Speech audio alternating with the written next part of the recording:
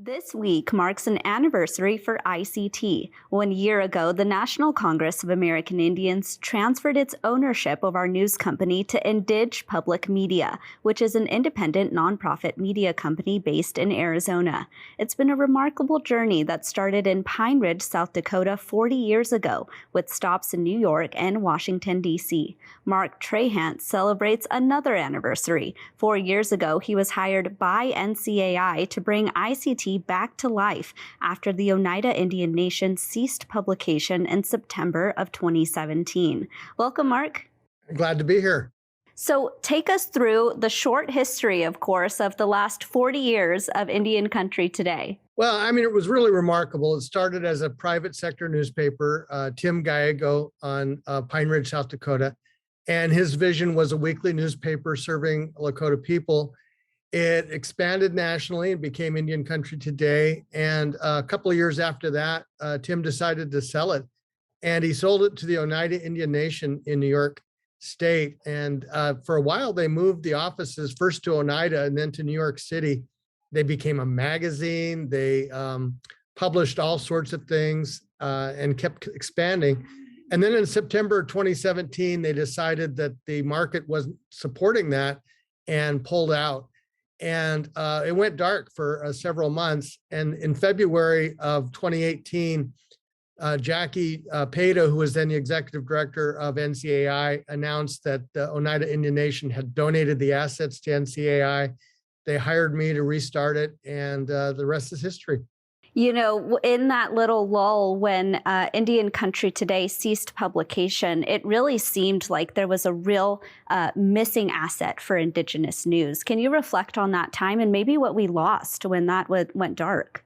Yeah, I think people realized immediately how much had been lost. And one of the ones that get me is that something like 5,000 people a day were looking at a website that was dormant. And they were just hungry for news and trying to find out things. What makes this chapter of ICT so remarkable is, unlike any other era, we're run by journalists. That was true of Tim Gallego, but the other factor is we're also a nonprofit. We're not in this to make money. We're actually a public service, and our entire existence is about public service.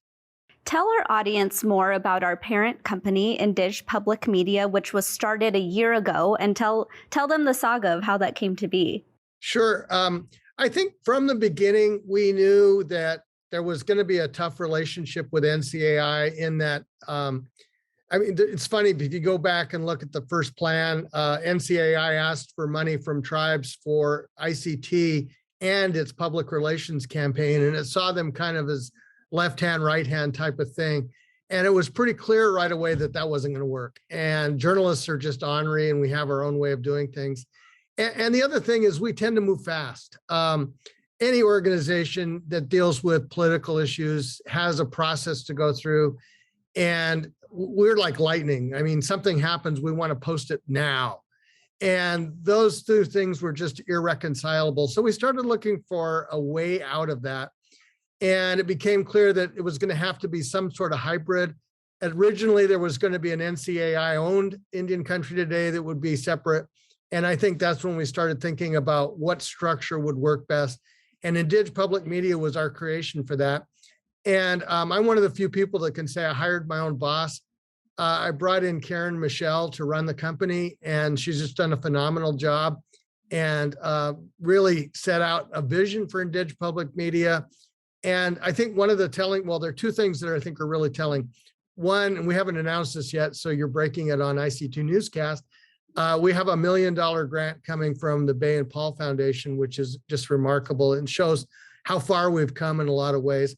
And the second thing is that last year, we thought we were being pretty aggressive and budgeted $200,000 from individuals, from people just writing us small checks. And the average check we get is $35. And we ended the year at $340,000. And I think that's a real testament to, one, the width of support, the depth of support from Indian country.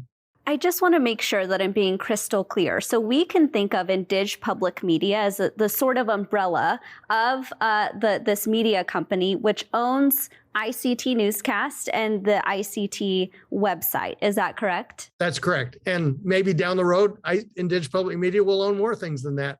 One of our visions, and I'll just be real honest about this here, is I would love to see the day when indigenous media owns non-Indian media.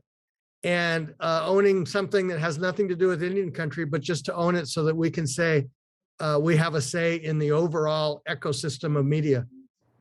Well, Mark, thank you so much for being here and for breaking all of that down for us.